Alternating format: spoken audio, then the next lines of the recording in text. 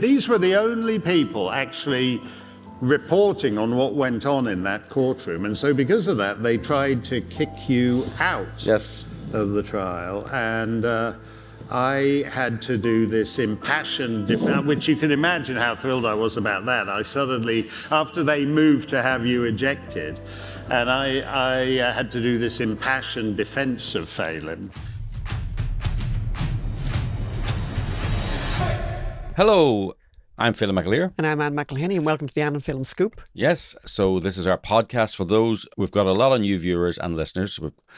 I think we've got over 10,000 new subscribers to our YouTube channel in recent months. So thank you. Welcome. Welcome. For those who are the new viewers and listeners, we're investigative journalists that bring you the truth about the mainstream media that they just find too inconvenient to tell. We talk about everything from abortion to climate change to Israel to Hunter Biden, God help us. Hopefully not much longer talking about Hunter Biden. Oh, it'll be so nice, won't it? The end of the Biden era. Yes. Never having to think about Hunter Biden again. We also have a Substack. So this is a once a week podcast. We do special projects. We do plays. We do podcasts. But we also have a Substack where we bring you up to date almost daily with what we're thinking and what news they're trying to hide from you. So it's called stories.io. Please go and subscribe there. But also do subscribe to our YouTube channel and our Apple Podcasts. For free. Now, you can also subscribe to our Substack and pay a fee. That'd be very helpful as well, because we are a 501c3 and we can't do this without your help. So what's on the show today, Phelan? Israel, hi, I'm Michael Mann. We're going to talk about the aftermath of the shooting in DC. I should point out, because of the Memorial Day holiday, this podcast is being recorded rather early, and the story could have developed a lot after we record this. But at the moment, we're going to talk about the shooting in DC on Wednesday night, where two young, beautiful people were killed. And we're saying there are consequences, all you people out there, there are consequences to demonizing a country and a people. And we're going to tell you what. I'm almost speechless, but hopefully by the time we get around to talking about this, I won't be speechless. And talking of demonizing. Yes, well, Kneecap, that terribly vile, awful Irish rap band. Apologies to everyone. Yes. We are Irish, but yes. We do produce some of these awful people. Yes. One of them has been charged with a terror offence, but we are defending Kneecap. So, yes, words I'd never thought I'd hear myself sing. And clean up on aisle 9. We have an interview that we did when we were on the Mark Steyn cruise with the great Mark Steyn about the latest and greatest and worst and best of his decades-long court case with the fake Nobel laureate Michael Mann. You won't want to miss that. And Original Sin is the book about the fall of Joe Biden. We bring you our thoughts, including what stupid person came up with the stupid and misleading name Original Sin. Phelan read the book, so you don't have to. Yes. A Lucy Connelly update. Yes. How in the UK, violent criminals get shorter sentences than a mother posting a treat. And we bring you a chilling tale about organ donation. In Ireland, where we're from, and I think parts of the United States, you're almost automatically an organ donor. Unless you opt out, unless you make a whole big fuss and opt out. And it's not even very clear in Ireland how you do that. And we're going to bring you some information why you should think again. We're also going to talk about the rise of nihilistic terrorism. It's wrong to call it nihilistic terrorism. They're very ideological, but they're just anti-human. Their nihilism is anti-human. And you won't see the dots connected anywhere else but here. And it's something you need to keep an eye out on. So let's go first, as I said, to the shooting in DC. So Sarah Milgram and Yaron Lashinsky were the two Israeli embassy staffers who were shot dead outside the Capital Jewish Museum in an absolutely disgusting display of anti-Semitism. They were boyfriend and girlfriend. He had bought her a ring that he was planning to propose to her with in Jerusalem. In fact, this week, the week that this podcast is coming out. He was a Christian, by the way. Interestingly enough, a lot of people have recorded that the two victims were Jewish, but one of them was Christian. Yes, and he just loved Israel. He was a German Christian who loved Israel. What a man! And the shooter. At the moment, all we know, and this will change, obviously, Elias Rodriguez from Chicago, he dropped his gun, apparently, ran into the museum where he pulled out a keffiyeh and shouted, "Free Palestine, free Palestine," and he was detained. To me, he looks like a soy boy. He looks like a beta male. It looks like he wanted to impress people. Wouldn't be the first inadequate who tried to kill people to impress others. John Hinckley tried to kill Ronald Reagan to impress Jodie Foster, you'll remember. And he's a huge socialist. Elias, yeah. I just want to say anti-Semitism doesn't stay on the campus, When you post lies about 14,000 children going to die in 48 hours, or march on the street, enjoying the radicalism that makes you feel morally superior, impressionable others or mentally vulnerable others or psychopathic others, by the way, see this as a call to violence. And of course, when you think about it, if you're saying a country is committing genocide, yes, the moral response. Correct. It's like that thing that people used to say years ago, if you had the opportunity, we could go back in time, would you kill Hitler? And is it morally right to kill Hitler? Which I think we all know the answer to that. So so they're now framing this whole conflict in exactly the same terms.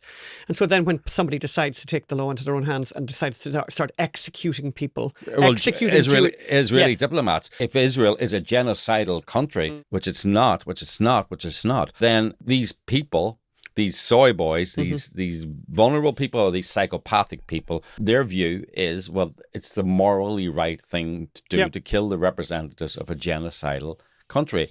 And by the way, this all comes back to that oppressor-oppressed dialectic that the left so love, that there's powerful people and weak people, and that's the way the world is divided. Black people good, white people systemically racist. When you're told America is systemically racist, then these people can say another country is systemically genocidal. It all comes from that. And if you're out there, I know we have a lot of Israeli listeners and a lot of Jewish listeners, and if you don't agree with a lot of our other thoughts and opinions, if you think that America is systemically racist, if you think a country can be systemically racist, then you are leaving yourself open to being labelled the ultimate blood libel of them all, that Israelis and Jewish people love the blood of innocent people. And this guy responded to that call last night. And as I say, if your response to the massacres of October 7 was to blame Israel, then you are partially responsible for last night's murders. The blood of Sarah and Yaron are on your hands. Demonizing a country and people has consequences. Remember that. Talking of consequences well, Kneecap, I think, are just learning a little bit about, messing around and finding out. I've changed some of the way that's normally expressed. Yes. So one of the members, what's his name? Liam Ohana, whose stage name is Mohara. But also my friend, right? I think his name is Liam Ohana, but he has Gaelicized his name into one of those mostly unpronounceable Mohara. Mochara. No, he actually his proper name is Liam Ohania, right? Okay.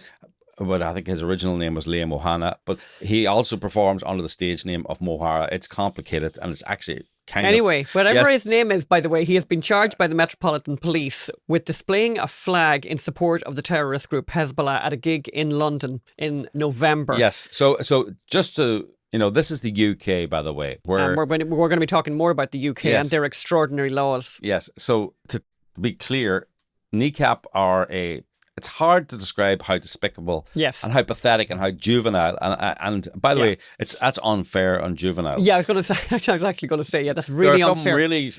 Juveniles can be great and very clever and smart and care about a lot of things, but no, Kneecap do. And they can be funny juveniles. Kneecap bring a whole disservice to the whole word. And my thing is, they're a bunch of fake Irish rebels too. The moment that the police started sniffing around them, they started saying, we don't support Hamas and Hezbollah. You were on stage saying we support Hamas and Hezbollah. They shouted on stage, up Hamas, up Hezbollah. They suggested that you should kill your local Conservative MP. And I'm not saying that any of it, but if you're going to, stand up for your principles. Yeah, if that's what you believe, then stand by it. My old MP, Bobby Sands, starved himself to death for 66 days. For his principles. Now, whether you agree with them or not, it's pretty impressive. He served 2 prison sentences.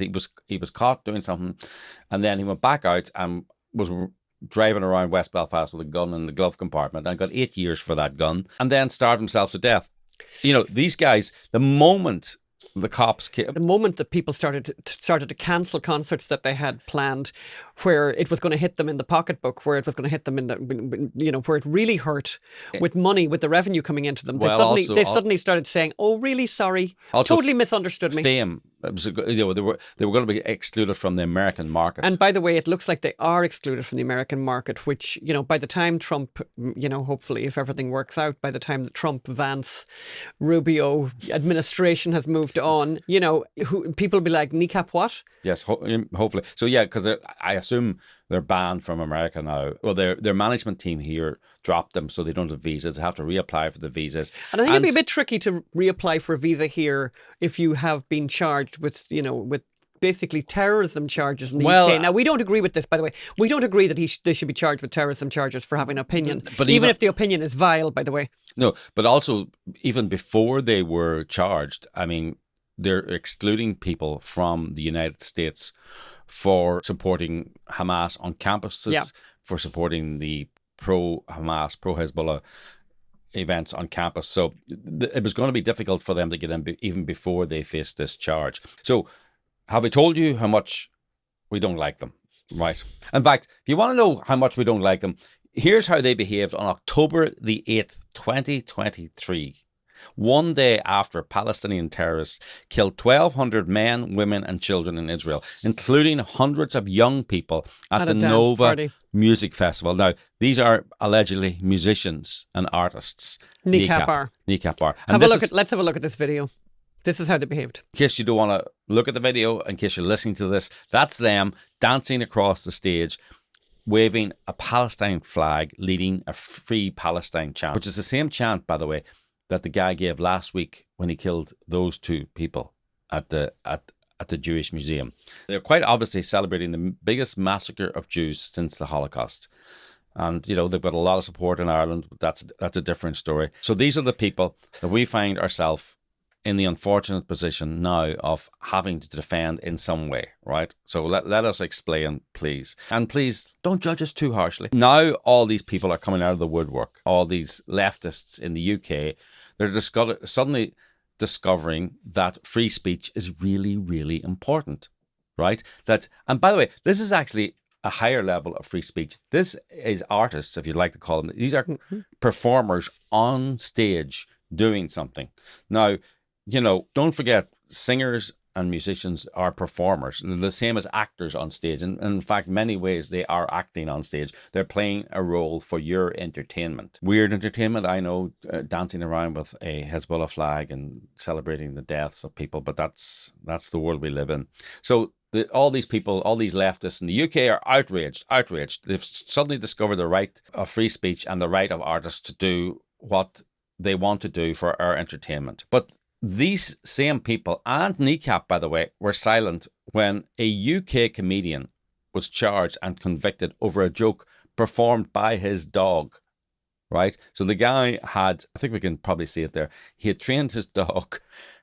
He played Adolf Hitler on the TV, and he trained his dog to raise his hand as in a Heil Hitler salute. The guy was convicted of a criminal offence for that. Another man was sent to prison for 2 years for carrying far-right stickers in his wallet, not posting them on the wall.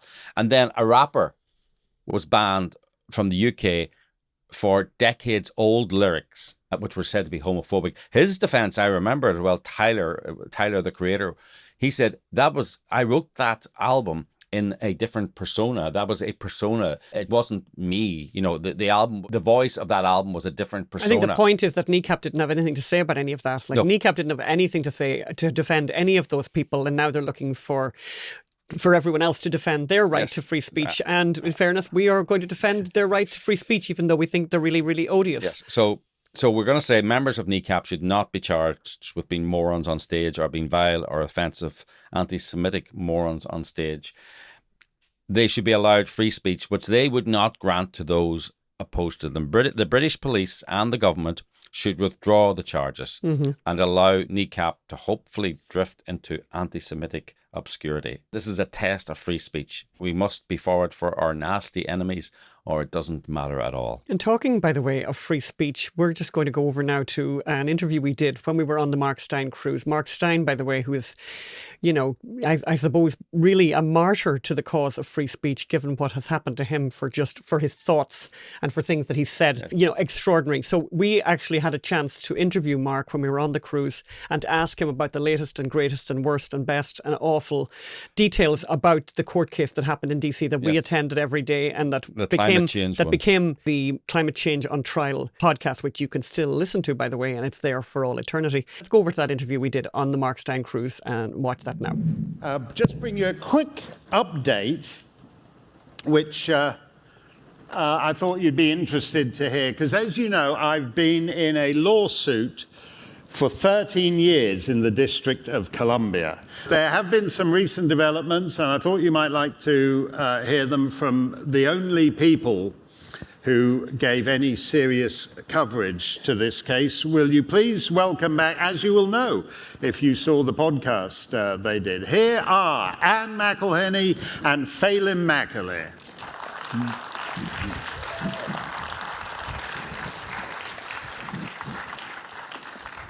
Great to see you guys again, and you were there at the time. Did you enjoy attending the... Fabulous. Such a good time. Spending time in DC, such a charm. Yeah. No. Thank you for that, Mark. No. In fact, we were there for both trials. Yeah. We were there for the one that collapsed on the night before. Yeah. No. We were in DC. It was in November or something like that. Yeah, something like that. And we had all the actors set up in LA, and everyone was ready to go. And the moment we got off the plane, before we landed, the judge got ill. Was that right? Or? Well, he implied he'd gotten COVID. Oh yeah. But this was like 3 years after COVID was fashionable. I mean, he could at least have come up with the monkeypox. I think it was. So it wasn't good at all. And they tried to kick. These were the only people actually reporting on what went on in that courtroom, and so because of that, they tried to kick you out of the trial. And I had to do this impassioned defense, which you can imagine how thrilled I was about that. I suddenly, after they moved to have you ejected, and I had to do this impassioned defense of Phelim. And so I said that in Canada, court cases are the Crown versus Smith. And I said, in America, it's the people versus Smith. And Dr. Michael E. Mann does not have the right to decide which of the people are allowed in this courtroom. Yes, they wanted to kick me out because I had the temerity to ask him questions outside the courthouse, not in Public the courtroom. property. You're not allowed to film in there. I think the most offensive thing was that they described you as the elderly man in the... No, I actually, it was. I don't know the name of that chap over there with the white hair. And That's just not acceptable. This is more Silver Fox. We won't take white. What do you make of this thing now? Because it's a year later. I was, as many of you will remember, because I was in a miserable mood and I wasn't buying any drinks this time last year on the cruise, because I'd just gotten this $1 million judgment against me, $1 in actual damages and $1 million in punitive damages. And just a couple of weeks ago, that was reduced to $5,000. Which is still too much. Which is still too much, yeah. Yeah, but I think that, the judge didn't do what the judge is meant to do. The judge is meant to explain to the jury. He's meant to give instructions. He's meant to explain the law. He's meant to explain to them what it is that they're supposed to do. And this idea that they, after listening to this lengthy trial, they decided that Michael Mann, who's like his life was ruined by this man, and they heard about all the awful ways his life had been ruined. He was spending time with Leonardo DiCaprio. He had won more prizes. He had won more money. His life had just gone. He had removed Leonardo DiCaprio is his bro? Bromance. Yeah. Beautiful bromance. He said that in court. So we'd heard all of that. Yeah. But obviously the thing that really mattered was, and the thing that they valued at the $1 was that when Michael Mann had gone on this, like he described this whole supermarket thing, right? The Wegmans supermarket was described as this really special time for the family. Yeah. Like the family they just really loved to go to the supermarket On a in Saturday. College Station on a Saturday. Him and the wife and the daughter. I think that's child abuse, by the way, but I'm not getting into that right now. But anyway, they're having that wonderful family time in the supermarket. And then someone looked at Michael Mann in a strange way. In aisle 9. Which, by the way, do you remember Rowan Atkinson? Do you remember the Rowan Atkinson? There's this iconic comic routine with Not the 9 o'clock news. Not the 9 o'clock news, but Rowan Atkinson playing a police officer. A racist police officer and he arrests... No, he's the commanding officer, and he's talking to this racist police officer who's basically, you arrested someone for looking at you in a strange way. Well, this is what we heard. And by the way, the jury did hear that. And so they said, this animal, he caused this Wegmans incident, and we're going to value this damage at $1. But let's punish him $1 million. Well, you can't do that. No. And the judge should have said to them, sorry guys, maybe I didn't explain to you. Yeah. It should be a multiple of 2 or 3 or 4 or even 10 of the damage. And instead of that, he went for $1 million because it was such a weaponized. No, I thought the judge would tell you can't have it's Supreme Court, it's black letter law that you can't have a multiple of more than 9. So if it's $1 in damages, you can have $9 in punitive damages. So he could have said that to them right then. On the moment they came back with it. Sorry, I suppose I forgot to could you just go back and so it's $1 in actual damages, so that means it can't be more than $9 in punitive damages. And if they'd done that, we could have been out of there in 10 minutes. But instead, the judge, the system wanted me to spend $12 million taking it to the Supreme Court to rule that the damages should only have been $9. Yes. But then, so after the $1 million was cut to $5,000, then they come back, the judge comes back a week later and says, basically, the lawyers and Michael Mann perpetrated a fraud upon the court by presenting these inaccurate figures to the jury. So he imposed sanctions on them. So the net result, I don't have to write him a check for anything now. He's going to be writing me a check. Not a big enough check. And so, and he's also been told he has to pay, I think it's 530 grand to National Review and a similar amount to CEI and to Rand Simberg. So he's going to be getting pretty close. He supposedly won the case, but he's going to be writing a check for, that's a classic American legal victory, by the way. But you win the case, but you have to write a check for the best part of $2 million to the people you supposedly defeated at trial. Does that surprise you? Well, the most surprising thing to me was that there was a trial at all. I mean, it's a classic free speech issue. Yeah. I mean, it's not even. I mean, they say a classic free speech is me saying something anti-Semitic and you defending me for it. This is not even a controversial free speech issue. No one's gonna get hurt. You're not inciting anyone. There's no allegation you could incite someone to commit a crime. Although I would if I were doing it again. Yes.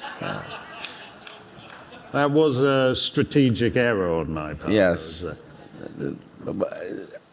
I remember after, I think it was after Trump or who was it? I tweeted, conservatives cannot expect justice in Americans' coastal courtrooms. So from Los Angeles to Oregon, from DC to probably Boston, if you're a conservative in a coastal courtroom with a jury, you're really taking your life in your hands. No, I didn't realize. I mean, I knew that the District of Columbia trended Democrat, but I didn't know quite how much. It voted for Biden. I think 97% of the population voted for Biden. And just to put that in context, I read out some other comparable numbers, like Robert Mugabe in Zimbabwe, 92% voted for him. Kim Jong-un, 94% voted for him. Mubarak in Egypt, 96% voted for him, and he was furious with the Electoral Commission because he thought they'd made him look like one of those ridiculous dictators, and he wanted still to be in the ballpark of semi-plausibility. And yet, these guys, none of them are like the District of Columbia and their vote for Joe Biden, and it's all being unraveled now. Yeah. But no one can actually watch justice, so-called, in somewhere like a DC courtroom and think they're seeing anything that ought to be happening. I was speaking. Obviously, most of the people here, or a lot of them, have listened to the podcast. And when talking about it, of course, there's a lot of lawyers here who are very interested. Steve McDonald is there. Manhattan Steve, you're one of your great commenters. Where is he? Where are you, Steve? There. So I just want to say something about Manhattan Steve. He lives in New York. He got up at 3 a.m. to go around the Upper West Side putting up posters for October 7th that he printed himself. Thank you. But the trial lasted, 6 hours a day or whatever. Yeah. It wasn't that difficult to boil it down to an hour of interesting testimony. No. That's how dysfunctional the court system is. Yeah. The judge was terrible. The judge would change his mind.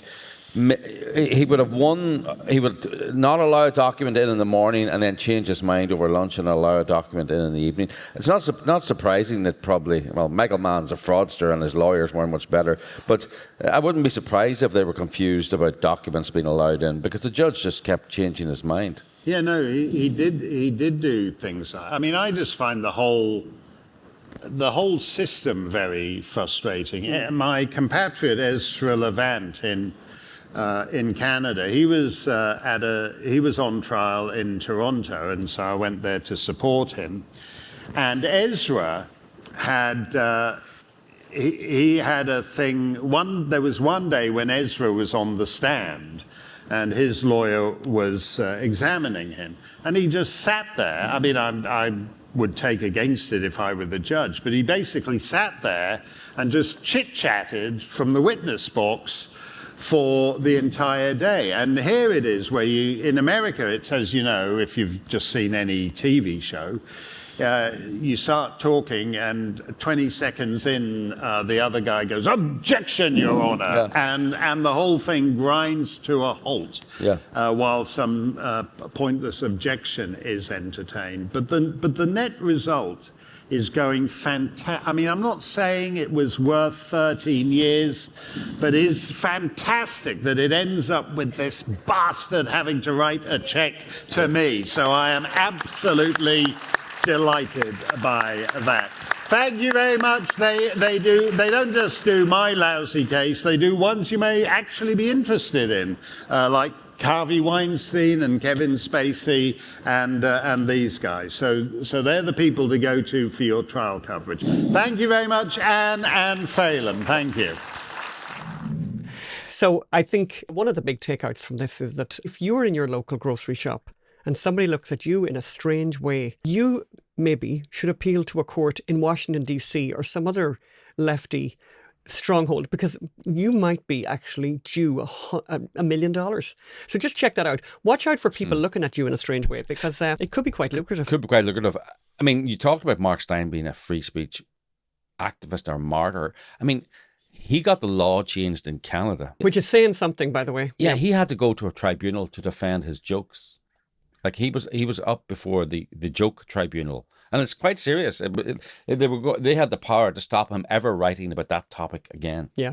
So people in America don't know what the world's like out there. They don't know in Canada that you can be hauled before a tribunal to defend jokes. They don't know that you can go to prison in the UK, and we'll come to this, for a tweet or for a joke. So talking about jokes, this is book out, Original Sin, by Jake Tapper of CNN and Alex Thompson of Axios, but I suppose most people know it as the Jake Tapper book, Original Sin. First of all, I want to talk about the title, Original Sin. It's a very odd title, by the way. I mean, I've thought about that. It's like, why is it called that? Well, We know what the original sin, by the way, was, right? Yes, so the original sin, obviously, was when Eve tempted Adam with the apple of knowledge of all kinds of knowledge, of all the knowledge, actually. Yes. So is it something to do with the Garden of Eden film? No, well, I mean, it's implying that a Democrat not becoming president is equivalent to the fall of man. It's the end of paradise. Is that really it? That's it? It's the end of paradise? Yeah, so the original sin was Biden running for election, right? Or running for re-election. That was the original sin. And that original sin led to Kamala. Oh, that's the original sin. Oh, him running again was the original sin. Yes. Oh, okay. I didn't know that. But that led to the fall of man. Of man. Yeah, not the fall of, so Trump getting elected is basically man being cast out of the Garden of Eden. That's not to be, not to be too dramatic about it or anything, but I mean, I don't think that could be more dramatically framed. Can I ask you, did it feel like we were in the Garden of Eden when Biden and Harris were in power? Didn't feel like much like that to me now. Did you remember things are feeling a lot better now. Actually, I was going to do a rant earlier about Trump and how inadequate he's making me feel, and I just think it's something that should be brought to a conscious level. Yes. Because I think it's very unfair. On some of us of a certain age. I mean, I'm not in my 70s, but many of you that are listening might be in your 70s, and you might be sitting back thinking that you thought you'd achieved a lot in your life, but then you have to look at what Trump has done in 100 days. It's very distressing. He's even changed. He's even managed to have an executive order about the water pressure in showers. He'd gone from the granular to the very important, obviously, 96% reduction in illegal migrants crossing the border. Basically, he's closed the border. And then you're there thinking that you've done something great or whatever, that you've achieved something, and then you realise, this is what's happened. In 100 days, he's done all of this, and the list is endless. Although the list is endless, listen, and we can't even cover it. I mean, and I thought about covering it, but it's just, there's so much. Like, net zero is dead. Did you see? Net zero is dead. DEI is dead. But did you see that legislation that passed in the Senate? I mean, things happen and they just get covered up because the media don't want to cover success. But also, there's another success, another winning. So last week, the Senate overturned the California electric vehicle mandate. That's right. Just like that. Just like that. So because the problem when you've got a state like California and they bring in a mandate, all the car manufacturers have to follow California's lead because it's such a big market.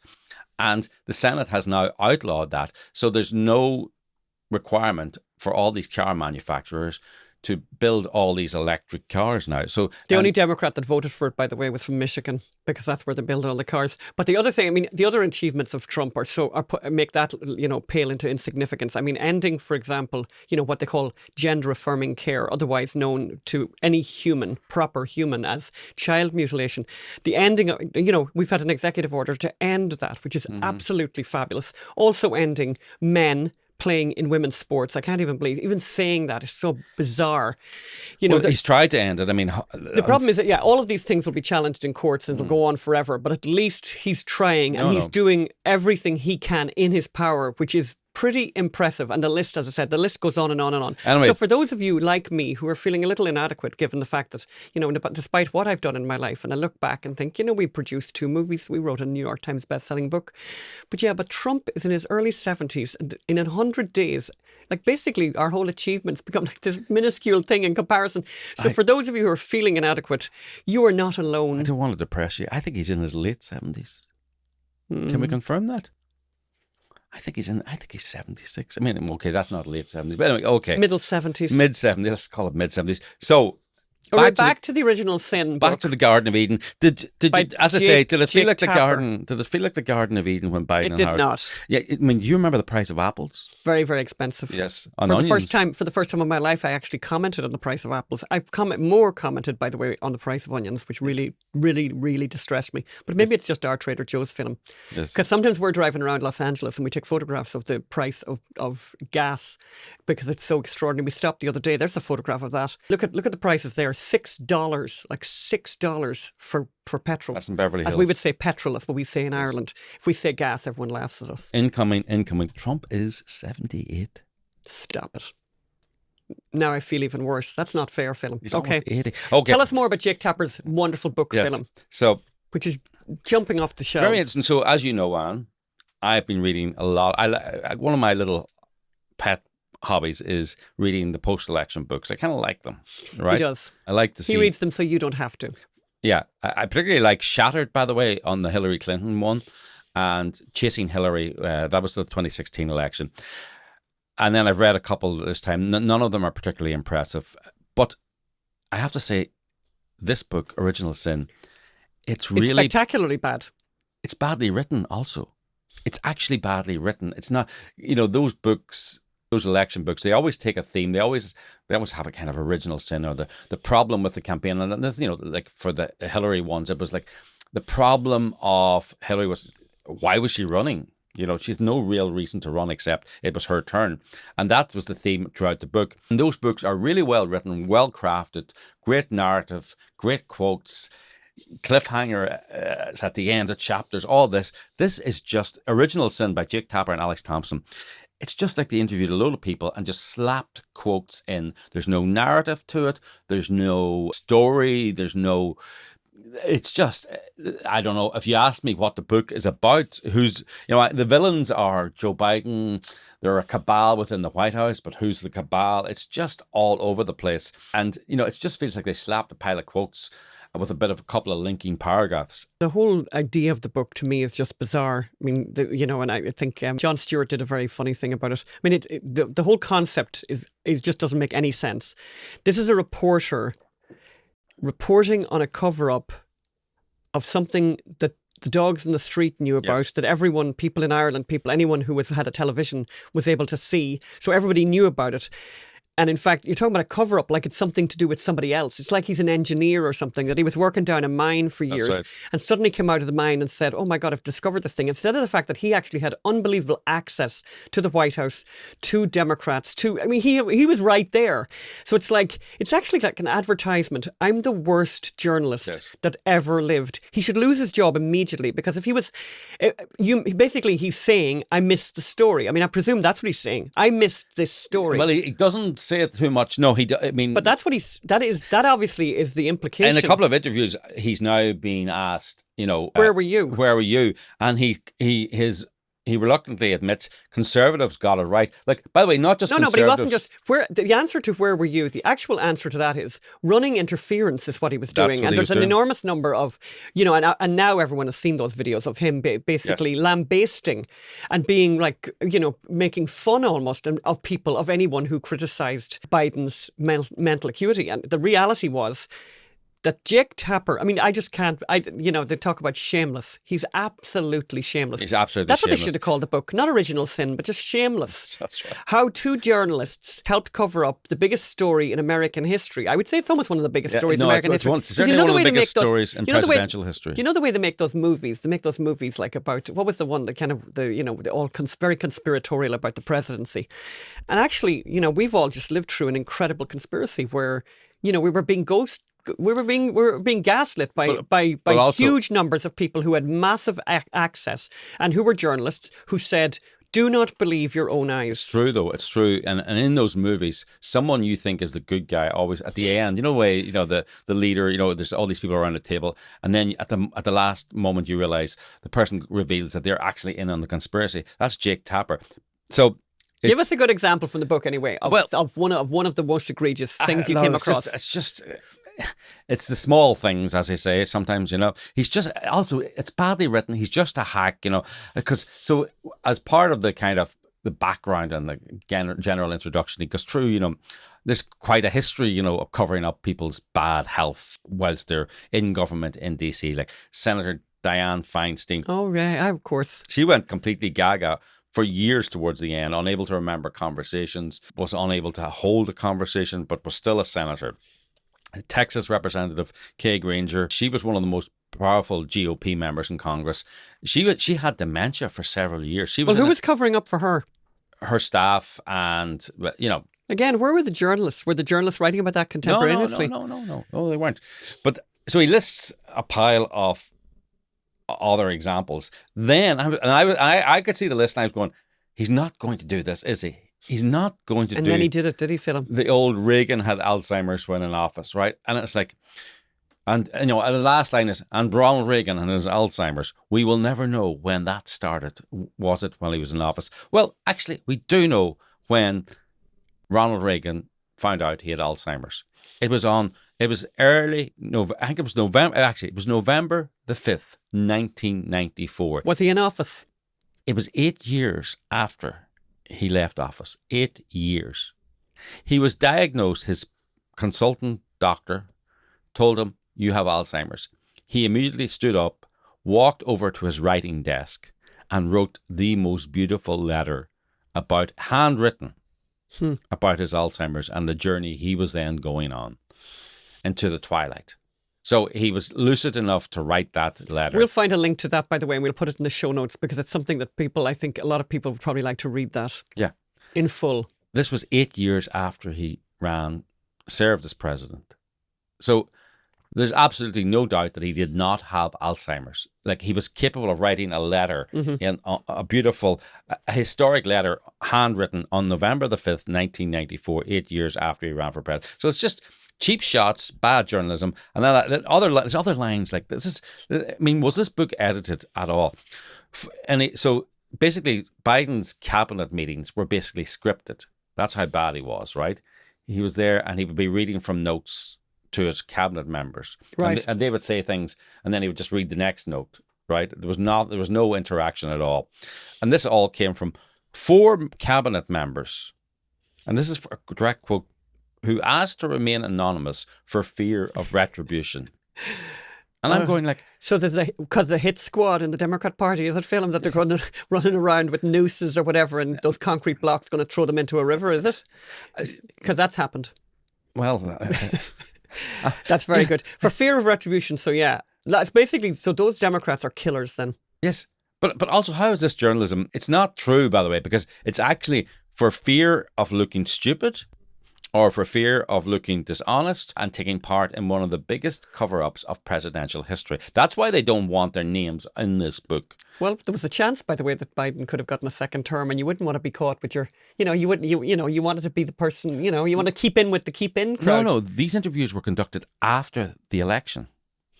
Right. Yeah, but you still, you just want to keep you want to keep the main thing. And the main thing is you're getting ahead. Yes. So I just want to keep kind of marginally friendly with everybody, That's right. And I don't want to really out myself That's in right. any particular way. Well, and you either outing yourself and by the way, the very last thing I want to do is be courageous. That's like really basically that's the description of a Democrat. The last thing I would ever do would be courageous or stand up or show leadership or show some kind of bravery, because it's too much. Yeah. My other favorite story from the book is he's trying to, basically no one rated Kamala. Everyone thought the big worry they had about Joe pulling out was that Kamala would be the nominee. And like, she was so bad. It's hard to believe she's so bad after a lifetime of politics. But she was going to an off-the-record salon with journalists and a rich guy in a fancy smancy Georgetown house. And it was going to be off the record, right? Nice. And a dinner and, ha, ha, ha, ha, kind of thing. So her advisors held a dummy salon in the White House. So she could practice being natural. Yes. And they actually talked about, should we serve wine so she could drink the wine naturally and in a drink the wine naturally as opposed to drinking the wine in the more natural way that she normally does, the kind of unnatural way, like glug, glug, glug. Yes. Okay, fair enough. You have this theory about Kamala that it's gin and tonic fueled, don't you, Anne?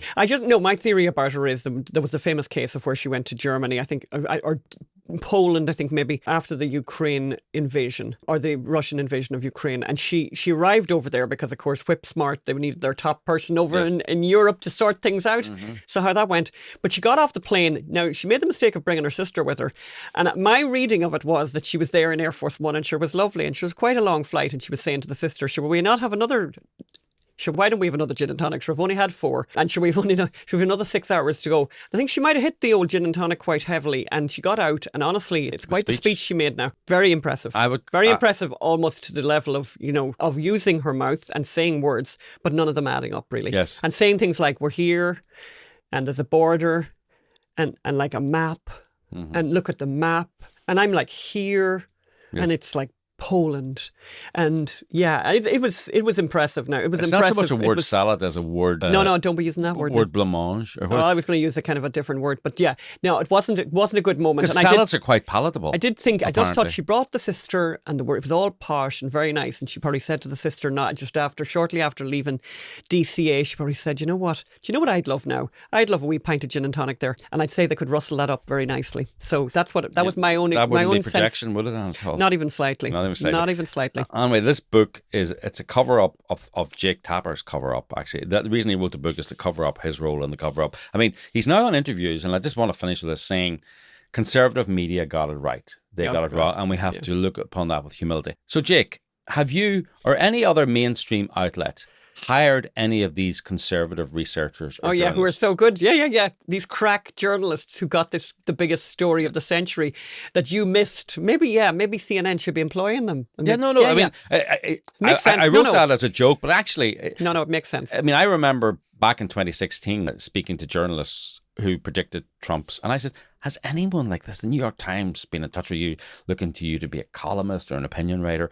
And they phoned for about one day afterwards, and then the calls just went dead because they don't want you. They don't want. They definitely. The last thing they want. That's anyway, the last thing that they want. We should move on. I think we spent enough time talking. So we wanted to talk about Lucy Connelly. So you'll remember we interviewed Alison Pearson from the Telegraph when we were on the Mark Steyn cruise, and she told us this extraordinary story, this terrible, terrible story of Lucy Connelly, who's a mom who's married to a local Conservative politician in the UK, and she's living her life. She's a childminder, very unremarkable in lots of ways, but on July the 29th, 2024, she wrote a very incendiary tweet. Now, the reason she wrote this odious tweet, by the way, was because it was in the aftermath of seeing the news of this young Islamic migrant who had gone on a stabbing spree at a Taylor Swift themed children's party, basically. Yeah.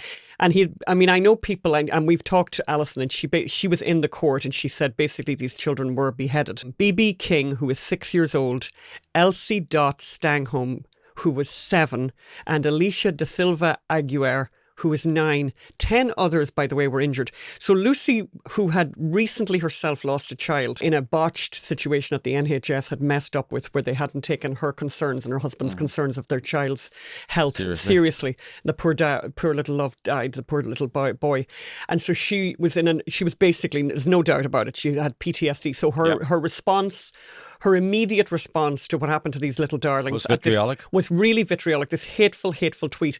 Then she, to try and calm herself down after she did the tweet, she went out for a walk with the dog, came back 4 hours later. She deleted the tweet. But it didn't stop the Crown prosecution in the United Kingdom for going after her and putting her in prison for 31 months, which is more than 2.5 years. Yes. And the reason we're talking about this again now is that last week her legal team had brought an appeal in the courts in the United Kingdom for them to be lenient and to let her out early, which is something that they do all the time, by the way. They do this all the time. Well, they have a prison crisis in the UK, and they're letting violent offenders out early. So what they decided after the appeal and after all the arguments were made was, no, we haven't done anything wrong here. And in fact, her sentence is perfectly fine. 2.5 years for a tweet that was deleted is perfectly fine. And I think that's good. I mean, this is obviously for a lot of people, it's kind of just bizarre to even think of this. But what maybe is a good idea is to contrast it with, sentences that other people have gotten in the United Kingdom. Like a very, very famous case that recently that happened quite recently in the United Kingdom was a BBC news presenter, like a really big name. This guy, a guy called Hugh Edwards, didn't go to jail. He didn't even go to jail, despite the fact that they discovered he had hundreds and hundreds of images of children being abused. Yeah, didn't go to jail at all. This is the guy who commentated on the Queen's funeral. He was a huge name, massive name. Another person, Mike Amsbury, who was a former Labour MP, got a 10-week suspended sentence, which means he never went into prison at all, for assaulting a constituent by punching and brawling, an act described as potentially life-threatening. And the other one that I wanted to mention, and there's lots of these, by the way, but it's just worth mentioning a couple. A man called Nazir Ahmed was convicted of raping a 9-year-old boy. He got 3 years off his sentence by the same judge that won't let Won't take one day off. That won't take one day off Lucy Connelly. So it's kind of crazy. And I was speaking to a friend of mine who's from the UK the other day, and she's wondering. She lives here, and she was thinking of moving back to the UK. And she said, "How do I live there? What am I going to do? Why would I live there?" But Alison Pearson, who has been really brilliant on this, has been writing about this, is very much in touch with the family and the little girl. Lucy Connelly has a daughter who's basically constantly saying, "When's mommy coming home?" is basically what she's saying. Alison's a great journalist, and actually she summed it up perfectly in her recent story when she said, and this is a direct quote from her, "A country where the judiciary appears to have lost its independence along with its marbles. A country where sentences allow posts on social media to be treated more harshly than physical violence, and leniency is extended to bad people if they're from a protected minority. But God help you if you're white or working class and blaspheme against the liberal deities. A Britain that can treat a Lucy Connelly with such monstrous callousness is, frankly, a frightening place. No one is safe. Unbelievable. Anyway, talking about no one is safe, I just want to do this story very quickly. They've just announced in Ireland, you're now an automatic, where we're from, but we don't live there, you're now an automatic organ donor. And you have to go out of your way to try and make sure that they know that you don't want to be an organ donor. But basically, it's assumed that you are. And you might Which would be fine, by the way. In theory, doesn't seem like any kind of problem, right? If you trust the government and you trust the medical establishment. And I think the medical establishment have they've taken a few blows of late. Of credibility. And we just want to remind you, and maybe you don't know, but this Donald Best, he's just tweeted recently. He's a former member of the Toronto Police. He just tweeted about how he saved a woman's life from doctors.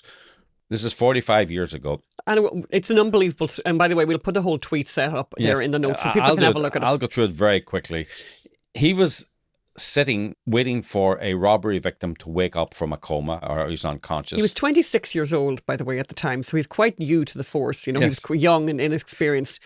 And he's sitting there, so he's sitting in a hospital, and there's like a curtain there. And I'm always very amused by that, by the way. I always find that so amusing in hospitals, where the doctor pulls the curtain, like as though that stops the sound. I mean, the only thing it stops is what you can see, but you can still hear people talking. Yes. And what he then heard is what's extraordinary. Yes, so the doctors were in the next cubicle, and they were discussing how a young, unconscious woman, 25, they're discussing what her treatment would be. And they thought they were alone. And they were, but he was on the other side of the curtain. Then one of them said they shouldn't bother with the IV treatment. It might save her, but it would damage her organs for transplant. She's a perfect match for my patient, he said, right? And by the way, I love there's a detail there that I think is incredibly important. He said, this same doctor who said she's a perfect match for my patient, he had already run the tests. Yes. Which is, so without the permission of the patient, he had gone and run tests to check on the suitability for organ donation, which I think in a lot of jurisdictions you need permission for that. Well, I was stunned, then furious. This is the police officer, the young police officer. And he's tweeting this on Donald Best CA. Do not comply. So what he did was he gets up and he really dramatically, it sounds to me anyway, like he said it himself, he ripped back the curtain and he says, "I've never seen two men look so guilty in my whole life." He demanded their names and started writing everything in my notebook. Then I called 52 Division detectives and homicide. I demanded the woman's family's information and called her father myself just before midnight.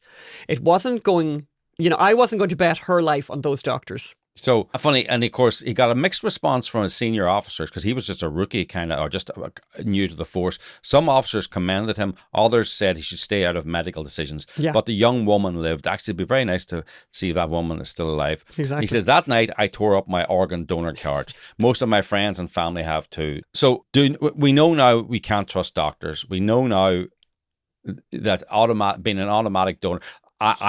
I recently got my California driver's license, and they give you the option in or out. And the person behind the counter was really surprised when I said no. But I know I'm not. Listen, when you see what doctors will do for money, they will mutilate children for ideology and for money. They will lie to you about COVID for ideology and money. They will tell you. I remember, like for example, they will tell you that a man died of COVID when he died of a motorbike accident. Remember that? Yep. They will tell you that an 18-year-old man in Derry in Northern Ireland died of COVID. And it turns out he had multiple comorbidities. I mean, he was so ill that the COVID probably had nothing to do with it. So do not trust your doctors. Think carefully about becoming an organ donor. Go to Donald Best CA. That's his Twitter handle. You'll see the whole tweet there. But just want to finish about something that's, we're the Unreported Story Society. These stories are not getting enough publicity. There is a rise in nihilistic left-wing terrorism, anti-life. The IVF bomber out in Palm Springs. Who suddenly we're hearing the silence is deafening coming from that story. That story dropped from nowhere. At the beginning, there was a huge frenzy because I think we all understand that the frenzy was, they were like, yum, yum, yum, yum. They were all delighted. Yes. This is going to be some kind of pro-life nut job. Right, who had set this bomb. But it turns out that it's a... It's not. It's a big lefty. It's a big lefty who believes that population explosion nonsense. That there's too many humans. And I think it's worth stopping on that for a minute because there has to be consequences if you are going to tell children from the youngest possible age that there are too many people on the planet. They're going to believe you, and then it's like, this is a big crisis, and that's what they're doing. And there's even, I think we have done stories on this before, where there's even almost psychiatric conditions now of young people being super, super depressed because they're being told all this awful stuff about the world's about to end. There's too many people. There's not enough stuff. Whereas the truth is it's absolutely far from the truth, because we're actually at a wonderful moment in history, with innovation. And if anything, the biggest problem actually, which Elon Musk constantly talks about, is we don't have enough people. Yes. But this guy who had been, weaned on this nihilism, weaned on this idea that there's too many people, did a kind of a thing that kind of makes sense in that world. Yes. Well, it's kind of it's a bit like the guy who shot the Israelis. If you believe the lie, then you will go and do that. So he's basically, this is from his manifesto. So I'm basically anti-life, right? And IVF is the epitome of the pro-life ideology. This all goes back, it goes back before this, but the most recent iteration of it is Paul Ehrlich, who wrote a book called The Population Bomb. He predicted the world was over. He said the world was overpopulated. There's going to be famine in the UK in the year 2000. By the way, Paul Ehrlich was on 60 Minutes a few months ago talking about something else. So he won a MacArthur Genius Award, which is a huge lump of money, by the way, and for being wrong about everything. And then there's more anti-natalist, anti-human terrorism. Look at that lovely girl. You're putting a photograph up of her she's there. Actually tell us about Ashley, Phil. She works at San Antonio's only goth bar. Isn't that lovely? Imagine looking at that. And by the way, shocking. Imagine San Antonio only has the one goth bar. Well, I think that's a criminal situation. Who would want? I watch Bar Rescue a lot. I'd be worried about taking a drink from that one now. Yeah, I wouldn't want. Now, what's her story, Phil? She has been charged with supplying her son with live ammunition and tactical gear to go on a school shooting. Now, thankfully, they stopped the school shooting. But this is her Instagram account. Waiting for the world to end. Humans are only destructive. It's sickening. That includes myself. We're not productive. We are a disease. That's her. Wow. Then she highlighted this and posted this. Most only think good of you if you die. After you're dead, everyone will cry and say how good you were. Yes. Kind of makes it makes death kind of attractive then, doesn't it? That's why she was buying her son the ammunition. Oh, dear. So there's a rise in this. If you keep catastrophizing to young people, they will respond by embracing the catastrophe and trying to find a solution. And humans are the problem, then we must be exterminated. Talking of humans being the problem, we're going to the comments section now. Yes, Phelim McElhinney. So I was dead named or renamed. Well, no, renamed. I think renamed. Dead named is a different thing, because you never had the Phelim McAleer name. Phelim McElhinney. Phelim McElhinney, that's right. And then, so someone, Lauren on our comment section on YouTube said, "Face it, Phelim, everyone wants to see Anne." Thank you to everyone who wants to see me. I appreciate it. And then someone wrote about Sammy Woodhouse, that brilliant interview. Our lovely Sammy. Sammy, you're a heroine. You have turned personal tragedy into victory as you saved so many young lives. Thank you, Alan Phelim, for continuing to shine a light on this very dark place. This work is making a difference, not just in England, but in all over the world. Yeah, she's amazing. She's incredible. People were very impressed with her. We got a lot of very nice comments about her. So that's the end of the show today. That's the end of the show today. We hope you've had a fabulous Memorial weekend, and we will see you next week. Yes. Thank you. Bye. Thank you.